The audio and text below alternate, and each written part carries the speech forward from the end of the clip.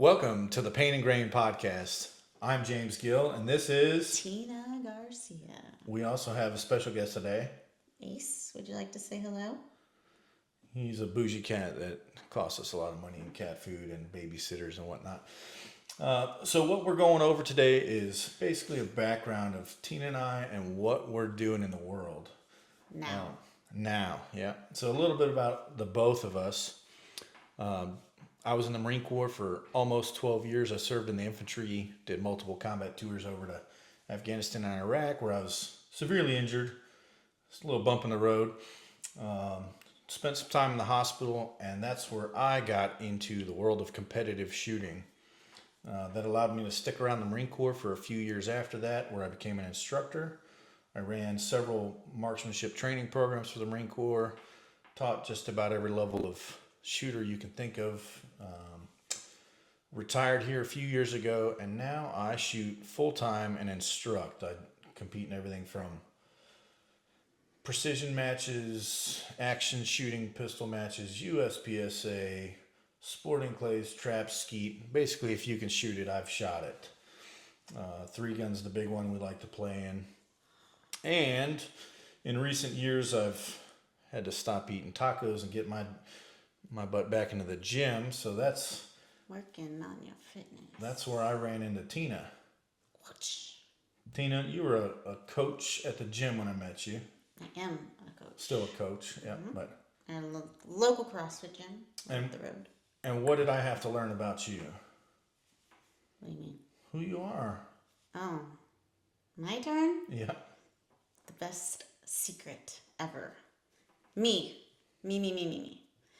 Let's see. Joined the Army when I was 17 and a half-ish. Definitely did my combat tours to Afghanistan and Iraq as well.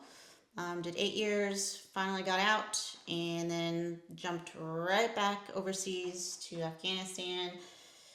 Started as a contractor doing personal security. Then I got a fun gig doing flight security, and then closed it out with the whole instructor gig for Department of State.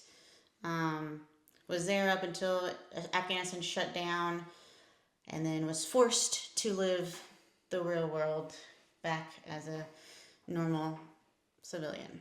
So then I met him.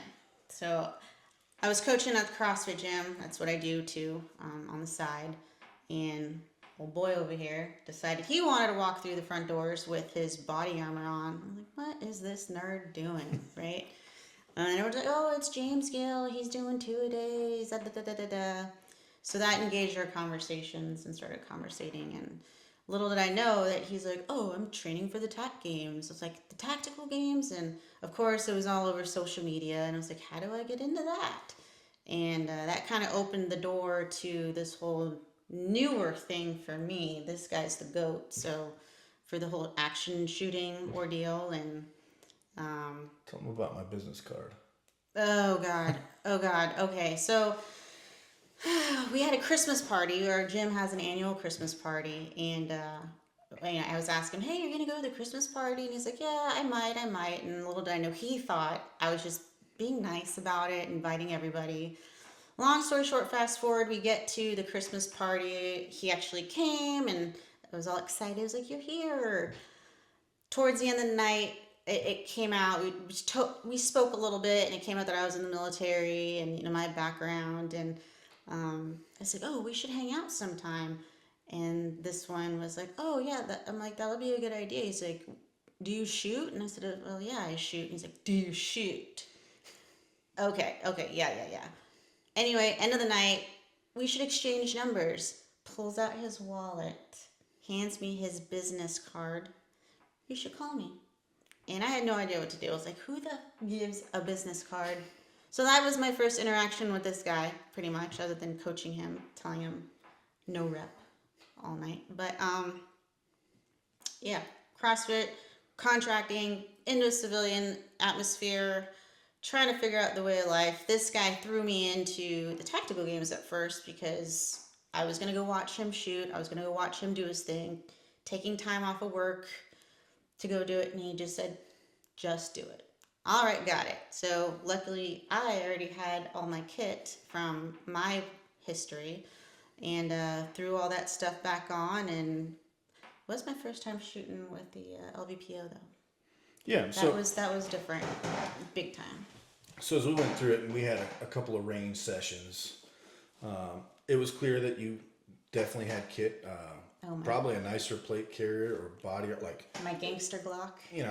I'm old Marine Corps where we had the early edition body armor, like just to get plates. Plate carriers weren't a thing. So obviously, with your most recent experience contracting and being in the Army, you guys always got nicer kit. But definitely with your State Department or your contract stuff, was it London Bridge Tactical or something? A $600 plate carrier, and London Bridge. so we had that covered. Like had pistol, had rifle, had we made a few adjustments. Sights, optics. Trigger. Then the Rifle basic trigger, yeah. necessities. But at what point when we started shooting did you realize, one, that I wasn't some nerd like? Well, before he goes there, he asked me when we went to, I think it was our second range session, do you want to shoot the, am I allowed to say machine gun? Yeah. Oh, do you want to shoot the machine gun? And I laughed and said, no.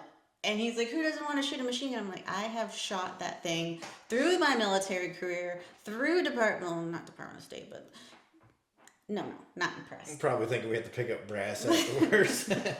Yeah, so I was like, nice line, boy, nice pickup line. I'm gonna work with this girl. But it was nice to know that he just wasn't claiming to be a shooter. What if I sat back and stuck my tongue out when I shot or something? I mean, I'd go to the bathroom and never come back. so I'm fairly decent in the shooting community. He's all right. I'm all right. I've been doing it for a long time. So as I brought Tina out to, I want to say, Meridian. well, yeah, that was your first event that you competed in. But I think you went out to Big Tex was the first one that you came and watched me shoot. Yes. What did I tell you on the way out there? Like, hey, just so you know, like. I really don't remember.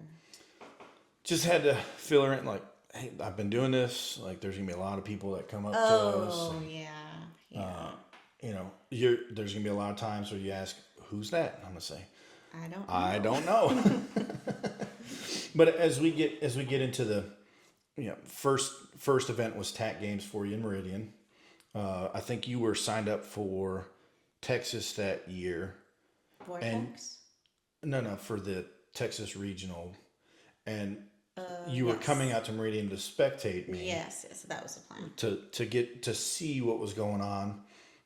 You really wanted to shake up the tree. That was what you expressed to me because, knowing that you had the background in the fitness side and the military side, I don't think that you were wanting to jump in and just expose yourself to that environment without knowing what you're getting into. And so you said, I want to see what's going on and get good at it. And I said, I think you should just jump into the deep end of the pool here. And so you got signed up late for Meridian, went for the first time, and how did that go for you? It broke me off. Let's be real. I thought I was in great fitness, which I was back in my prime.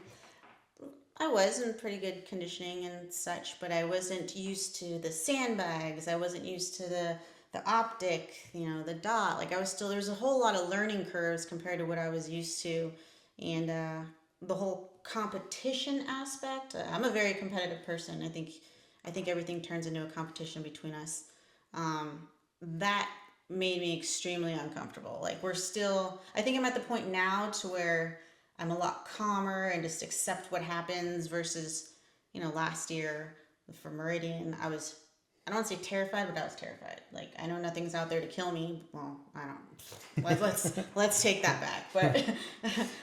But it was it's a completely different atmosphere. And, it just went. Now, as far as shooting goes, compared to, let's say in the grand scheme of things, just minutes before where you were still on contract overseas carrying a gun everywhere you went and being on the range all day, every day, the weapons handling and the shooting difficulty that was there was probably the easiest jump that you've made compared to any of the other events. So Yeah. you had your weapons handling down, you could hit the targets. There wasn't anything where you know, there was the speed of which the shooting was done was probably, it was different obviously from the Yeah. military type shooting. Yeah. I learned the more things I was comfortable with, others weren't comfortable. Like prime example from Meridian, my first event, the standing freestyle with the rifle. Like that was my money at that point. And then the other gals, like they were just not.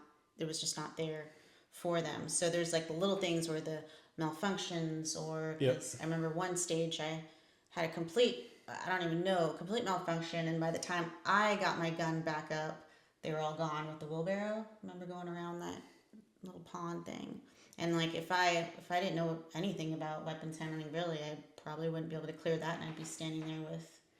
Yeah, like I don't think at any point when we were training initially or at any of the first couple of shooting events, myself or anyone that watched, no one looked at you and said, "Oh, we gotta jump in and talk her through loading." Like, hey, make ready, Yeah, load the gun, put it in the holster, and went ready to rock and yeah. roll. My thing is I just forget everything, which can be pretty bad. But like the first event, again, I was listening to the briefs and everything, and then I was like, well, where do I go now? It was with the carrying the Zerker things, and I had no idea. So I was asking other girls like behind me what I'm supposed to be doing, and They're all lost too. yeah, where everyone was just like seeing stars at that point. So then we went from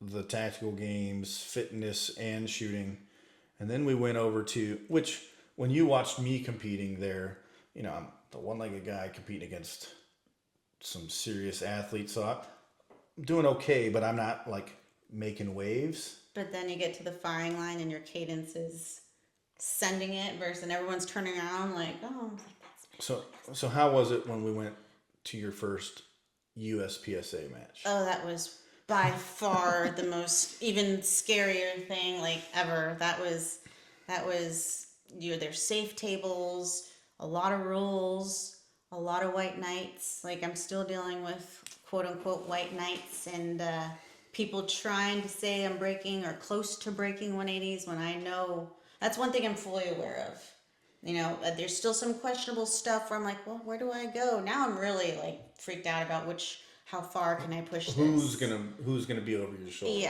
Yeah, and those same people, we won't name any names. The boomers. I prefer not to be at the same match as them, or I don't even want to see them type thing. So that seems to be a constant thing. But USPSA, there's a lot more going on, a lot more memorization, know where I'm going. True Tina fashion, I usually blow by targets and finally realize, oh, I missed all of that. Getting better at that, getting a lot better at that. Yeah, it was just a lot more rules. Well, with the white knight world, you've probably been dealing with that for as long as you can remember, because since you're I was a 5 foot tall, 120-pound female. You were in the Army. Fort Bragg. Yeah, jumping, time overseas combat. Like I'm sure everyone that you were involved with, minus probably some of your bros, were like, "Can she do it? Hey, And then, sure enough, you got your wings. You jumped, right? Like nobody jumped for you. No. Yeah, I was never really babied.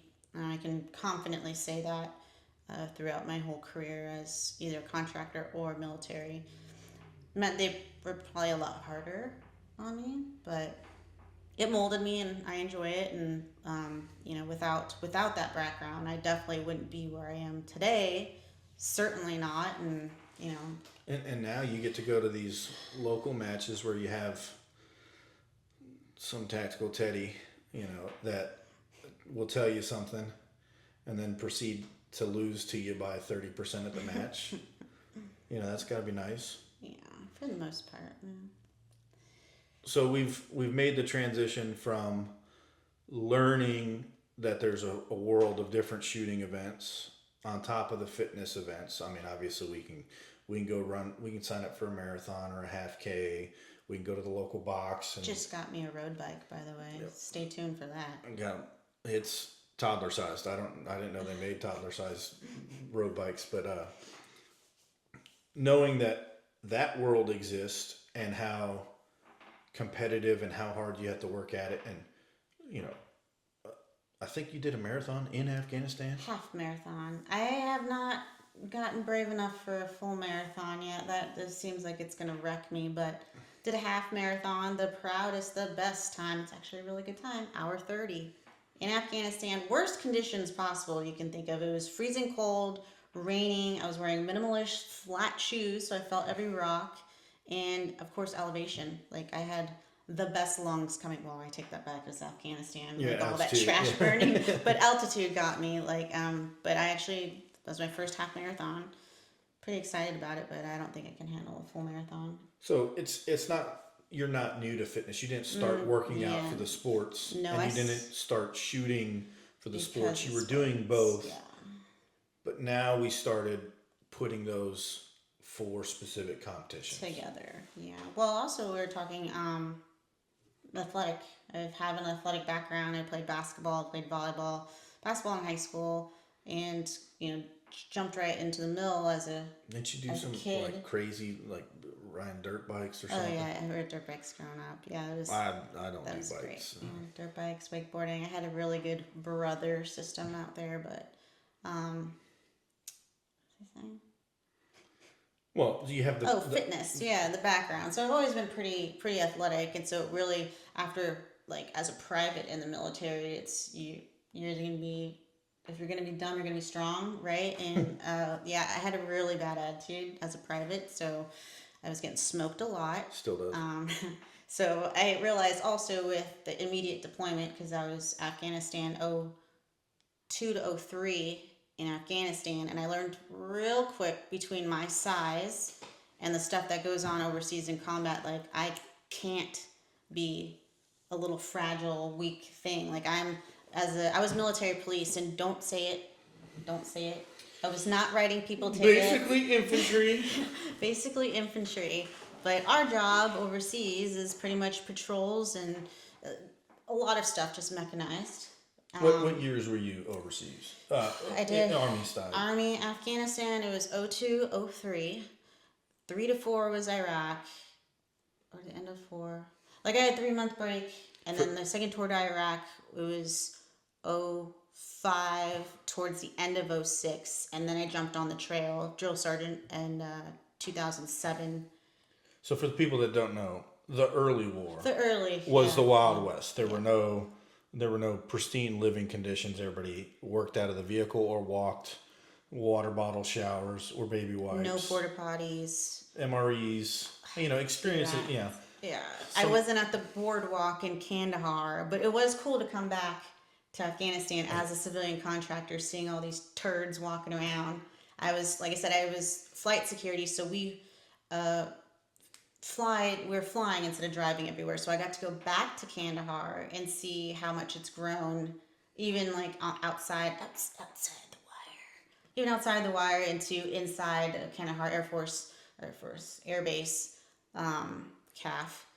It was cool to see the growth of it, but at the same time, it was like, you little turds. Like I didn't have any of this. Like getting their green bean coffee and salsa night and all that jazz. So In true master's fashion, you're upset with the newer generation. yeah. So So I was there the early war, and I always heckle you because it's like, oh, you're 1 deployment, you're 2 deployment in 2010, but 04, 05, 06, yeah. just heckling, So as we make the transition into the competitive shooting and figuring out, obviously I take you to the first match you get hooked. I knew you hook, line, and sinker. You're in it. Basically overnight, she bought a box-fed shotgun, a honcho. We had the optics. We had other things. You had a rifle. You had several rifles. You had pistols. Two, yeah. You had a Glock 19, your duty pistol and stuff. But buying more competition specific gear and knowing like, oh, I like this. I want to do this. You know, grab me by the ear 2-3 days a week. Can we go to the range? Can we call Eric and schedule a range session? So it probably took a little time to figure out the flavor of each event. You know, club matches is always Premium practice. premium practice, but figuring out like, hey, this match that we're shooting at this club is USPSA, but this match is kind of a it's not a great club, so don't let this club ruin the flavor for bigger USPSA or 3-gun or something of that nature. So it took a little while, you know, but shooting Saturday and Sunday, a different match every weekend for the first 6-8 months. And still getting equipment changes, Yep. dialing stuff in. How does this feel? How does that feel? And I don't want to say now it's kind of a little frustrating, a little overwhelming because I finally settled into something and now I'm realizing, before I didn't know, I was like, yep, just give it to me, I'll do it. I'll make it work. I'll figure it out. Now that I'm starting to figure out what works for me, it's kind of a little overwhelming when I have to change something. And I'm a creature of habit. Like you change anything, it's the end of my day, you know. So once you figured out, okay, I understand USPSA, I like this, it's good practice, maybe we'll go shoot some area matches. I really like 3-gun. 2-gun, 3-gun is really fun. That's exciting. Attack games is still good. Like it's not our favorite. It's just the beating. Like, let's be real. It hurts. I'm not 25 anymore, so yeah, it's a long recovery, and things just kind of seem to be heavier now. So you can't compete back-to-back weekends. And right, that that's not happening. And then just still licking the wounds, like you like to say, and that takes a hot minute. Your ego's a little checked, and you know how that goes. But 2-gun were originally. After USPSA, I was like, I don't know if I want to continue this much of USPSA, but 2-gun, I was already like, oh yeah, rifle, pistol. Like, I'm so familiar with that. I don't want to touch a shotgun. Does not look fun. I was telling him that I just had fam fires and quals to be able to shooting an 870 have a 10-14. shotgun. Yeah, so and even then I was not happy with it. So I was like, I'm never gonna do a shotgun, just 2-gun. And then I'm like, can I shoot your shotgun? And Call Mike and Lan, give them a credit card. yeah. Call them every week. Hey, is my gun ready? They're like, we told you The 12 lead time. to 18 weeks, and it's been 4 minutes since your last call. Yeah. And now everything else is like, maybe I should buy this. Maybe I should buy that. And just working with different equipment. And So we're playing in open. We're full race gear, which, you know, I think you probably have a good understanding of the division separations, but I don't want to reload more than I have to. Like plug in shells in a shotgun, y'all can keep that. That's a skill in itself, but it takes away the fun aspect of the shooting. yes. And you know, I think you looked at playing with some other shotguns, but for the grand scheme of things, we're focusing purely on how fast we can shoot, how we can perfect the shooting portion, working out the gear stuff. How's that been going to matches where, you know, we talked about Meridian, where it was your first competition on the shooting side. It was a new world for you, and you know, you saw some people that you knew via Instagram and they don't interact with you, and you're like, oh, these people are uptight. And then you start realizing they're also in their world learning or trying to figure out what they're doing. Mm-hmm. Maybe they're not angry with me. They don't even know me. They just, there's a lot going on in this sport that we have to focus on. Yeah. And pretty and intimidating. Like, just seeing the other gals that clearly they've been here before, they've done this before, and I'm just some newbie walking in, strolling in, and you know, my goal was like, I'm just gonna come in and shake this tree, and then I get there, I'm like, what in the, like, the gals there are pretty big, and Yeah. It's just watching them, sending their rounds, and I was like, man, like they really know what they're doing. Like I don't even think I should kind of be here at this point. And even now, going into whatever it may be, 3-gun, 2-gun, like me, it's really hard to compare myself with guys because their skill set and all that jazz Taller, bigger, is, stronger, faster. yeah, all that man stuff. But You it's get paid more. Shut up.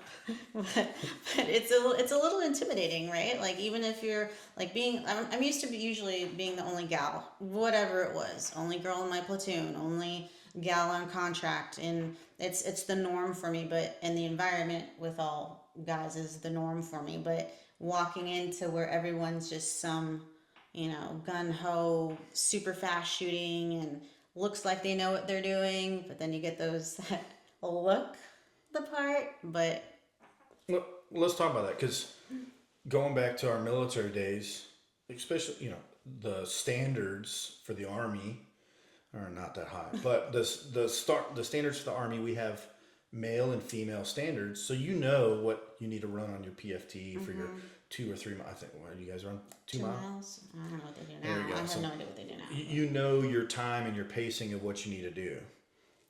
You go do other workouts, CrossFit or whatever it is. You know the pacing that's there, that's appropriate.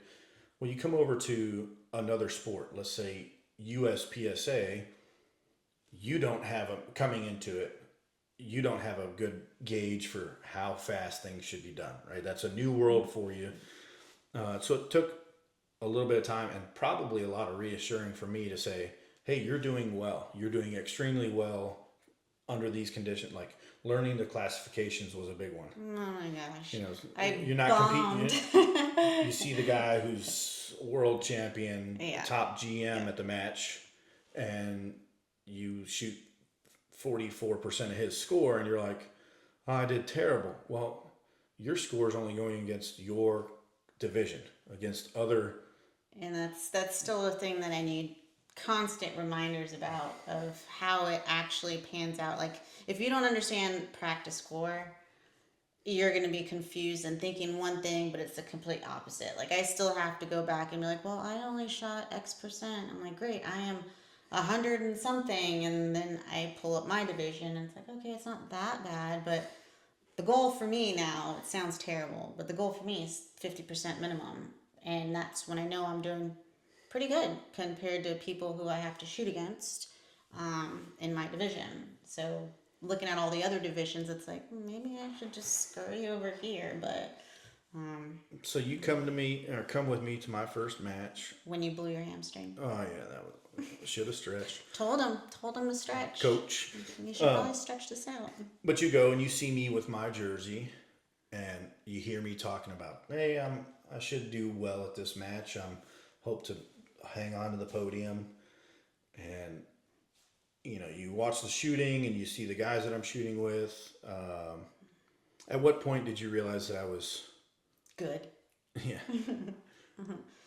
Probably the first time I actually watched you shoot versus the range time. Like anybody can look pretty good at a range, right? Yeah. And just Instagram practicing, yeah, insta good. But yeah, just beating the brakes off people really, and just running. Like I had no idea how fast you were in general, and when I have to record him, you can hear me breathing and trying to keep up, and then the camera's just shaking like crazy. So yeah, it was pretty impressive. And at what point did you understand that you were going to have to wade through a sea of competitors coming over to ask for help? Oh man, yeah, that was a little much at first, but now I completely understand because obviously, not to toot your own horn, you're a book of knowledge, and everybody like, well, what would you do? What did you have this at? What did and like just hearing like everything that and watching you, and it's just it was obvious, as you look at other. I'm not bashing other competitors by any means, but like the skill is completely different, and it showed. Other than blowing your hamstring out while you're taking off out of it to a dead sprint, but Yeah. So having that perception of shooters where you see somebody that looks the part, they've got the gear, your first event on the line, you watch the heat in front of you and all the gals are shooting and they're all moving at a similar pacing, and you look terrified. And then you come off your stage and you were visibly upset. In tears. When am I not emotional? And do you remember that volunteer running up with your target and saying, yeah. "Oh my God, look at your target," and having your hits on the rifle target, and you're like, "Wait a second, all these other people shot. You didn't do that for any of them," and they're like, "Yeah," and she told you, "None of them hit the paper," and you're like, "Oh, okay." So then it started putting things in perspective, so that you were able to separate the people that look the part and didn't maybe know what they're doing. You saw it a lot in USPSA. Hey, this guy has a jersey on. The jerseys. The jerseys are big. With tons of sponsors all over their jerseys, and being a newbie, like I don't really understand what's going on at first, but Mr. Senor over here, always still breaking it down till now, because sometimes I still get a little antsy. And now you have a jersey. Now I showed have up for a long jersey. time wearing a t-shirt, wearing the t-shirt. Supplement shirts and my hats. I always wear a hat. It's a little different. Like knowing if I do terrible on a stage, dilly. And I'm totally embarrassed to have a jersey on, because it's like the expectations. I feel expectations are there now, but watching the people who look the part and they definitely are not the part is not all. Most of them. Yeah, there's just a handful of them, and that makes me giggle now. So 2 years into the sport now, or into the sports. Yeah, You're wearing a jersey. You've got War Tactical Ammunition on there. A good friend of ours makes phenomenal ammo. You've got plug Loophole Optics, Loophole, and you've got PT. Phoenix Trinity Firearms. Those are pretty legit. We're trying to stack some more on there for you. Pretty good. And constantly saying, I don't know if I fit in, and then you have people call you and say, how do I do this? Yeah. What would you do for this? Like even something so, to me, is small, like magazine releases and the quickest way. And, first I didn't want to really give an input, because who wants to hear that I didn't ask for your help type thing, and I didn't want to hear like your opinion. Really unsolicited. Unsolicited. Yeah, I didn't want to really put myself out there. But then when you watch people struggle, or they just don't know, I feel like the dirtbag, not saying, hey, try it this way, it works for me. Being a girl is a big one with my little paws, right? Like something so simple with the pistol magazine drop, the thumb release, like I have to completely flip the pistol in my hand to release. And other girls are still wasting their time releasing with their left hand to hit that button, then, and just little things like that. And it's So you've learned you don't have to be top dog to be valuable. There's always somebody better, and there's definitely somebody worse. Just really, like, I say it a lot, that I wish I would have gotten started earlier in the ball game, but I also had a career before that, so I wasn't really making that my full-time thing, and I really wasn't exposed to it. Like, I've seen it, I've heard it. We did a thing over in Afghanistan as a contractor. It was called a cold qual, similar of like walking and shooting. Everyone can walk and shoot. Well, majority of people can walk and shoot, so it wasn't anything crazy fancy. And I know my friends overseas, I thought, like, wow, they're really good. And I didn't know any better, but then I come to the real world and rip it, right? Grip it and rip it. And I'm just like, oh my God, okay, well, this is a completely different ball game. So a little different than the silly, I don't want to say silly drills, but like the, stand low ready and then turn towards a target. All those fundamentals, or what is it, skill builders, right? So all that I was completely familiar with, and definitely think coming into all the competition stuff with the shooting, my background and my base really is what is helping me now, because I don't feel like I don't know what to do when my gun jams, or my heart's gonna break the day I have to mortar my rifle. Like I can do that all day with a government issued gun, but Yeah. Uncle Sam's gun is no yeah, big deal. yeah, but it's gonna break my heart when and if I have to. Knock on wood, that doesn't happen. But I'm pretty comfortable and confident with manipulations and whatnot.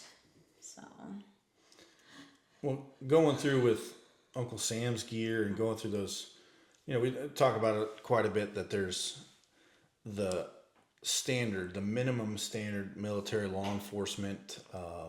There's a barrier to entry with all these things of, are you doing good enough? And you kind of see through the shooting sports now that, hey, if I go and do the dry fire practice, shoot my laser at the wall for 30 minutes a night, it's boring, but I have to do this. very boring. And you go do that every day for 6 months up to an event.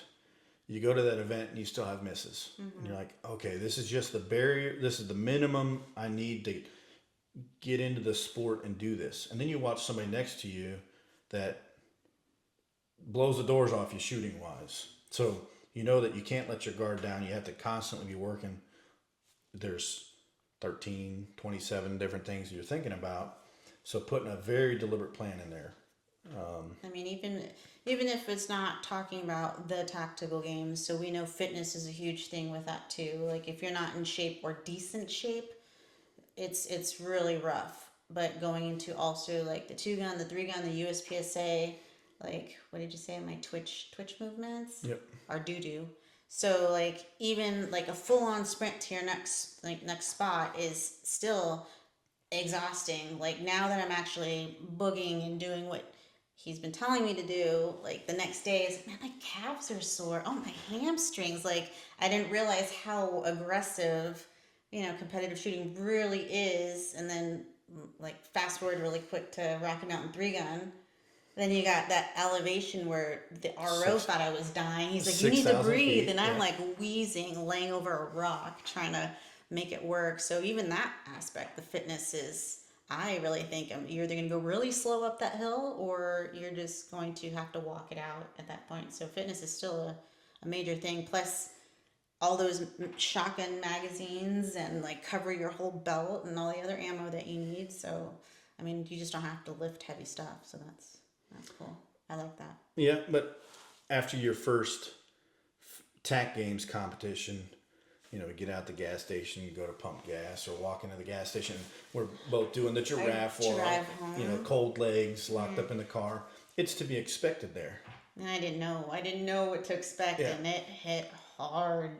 But then coming home from your first even club action match, 6 stages on a Saturday, the next day feeling like, I'm in the gym every day coaching and working out for 2-3 hours a day. Why do I feel this way? Why is that? What is this thing that hurts right here? Yeah. Like, oh yeah, like you're engaging differently. Mm-hmm. So that's what we're working on now is trying to put all those things together. So that's kind of what we're going to be covering through this series of videos. Not just how you're training, where you're going. It could be to the gas. We're not talking about the gas station, but just, hey, this is Tina's adventure through the shooting fitness world of. We're 2 years in now with me, and then so it's always interesting to me how the GOAT sees things, like these stages, his thought process, and then me, the newbie. Like I still consider myself a newbie after 2 years. It took a whole year, it seemed like, for me to figure out life, and now I'm trying to, get a lot better. But the new one and the senior one, and it's very interesting to see the two comparisons, how you think, how you work, how I think, how I melt, to get through it, and then how the fitness role. We're going to be covering everything from how we pack out for matches, our maintenance plan. This weekend we have Temple. Yeah, 3-gun match. Temple so we'll 3-gun. Covering that too. So we'll go over the different club matches that we're shooting, our experiences at those. We'll also talk about Gear reviews, the equipment you're using and why, and how it's changing occasionally, is depending on what the event is. Some of the other things that we're going to want to talk about, like I don't talk about fitness or nutrition, period. Tell you not to do what I'm doing, that's for sure. But if you want to cover that, like, hey, what you're doing, and I don't claim to be, well, I do. I'm the subject matter expert on everything shooting, but I'm not the end all be all when it comes to certain things. I just know how we do things. So you're going to have the experience of learning certain things, and then also sticking with your guns. You did it here a couple weeks ago, PCSL, where I'm going to do it this way so that I can do this, and it stuck to your guns on it. Did it? It worked well for you. The big circle one. The spinners. Oh, the spinner. Yeah. No, this one. Going through shooting those events, what you're looking at, how you feel for it, and how you got to be where you're at. For those of you guys that don't know, I'm retired. I'm retired. Made you retire. No. Yeah, no. But you're gonna have people that say, "Man, I wish I had an ammo sponsor." You could, or you could take your paycheck from being an attorney or a doctor or a chemist or whatever you are and go buy ammo. There's probably 40,000 rounds in the garage that you brought to the house that you had in your shed. Yeah, You bought your own ammo. my Your own guns you supplies bought, and stuff, all my stuff I bought. Yeah. So we're gonna look you straight in the face and say, if you want to do what we're doing, you can absolutely do it. No one's doing it for us, and that's one of the things that we want to cover now. Specifically, that you have 2-3 hours a day to go to the gym. No timelines. That's the trade-off. You had your previous adult life of giving your body and your life to Uncle Sam. 20 plus years by now, I think. Yeah. Well, not that. And now you get to compete against the young bucks. The young bucks who are breaking me off. All right. So hopefully you guys follow along, see what we're doing. Message us if you guys have questions about what we're doing. If you're interested in the things that Tina's doing or I'm doing, anything we can help with, let us know. We'd like to see you guys down in the comments, and hopefully you guys enjoy our little adventures. Okay, bye.